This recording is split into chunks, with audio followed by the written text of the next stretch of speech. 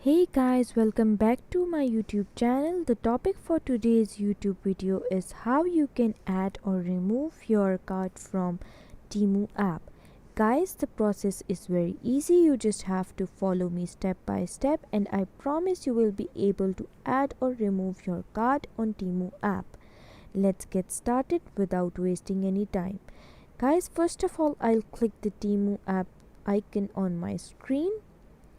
After clicking it, it will bring me to this interface of home page, and then I'll click the U option in the bottom middle of my screen, which brings me to this interface where I am going to select settings. After selecting settings, you can see I have this option of your payment methods. I'll click on it.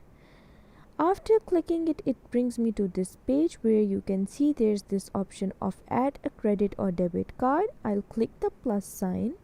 And now I have to fill my credentials in these bars and click on the add your card option. Guys, if you want to remove your card, you can see there would be an option appearing with your card details that would say edit. You have to click the edit option and that will give you an option of removing your card.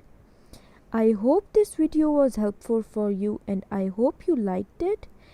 If you liked my video, please like and subscribe my channel. See you again.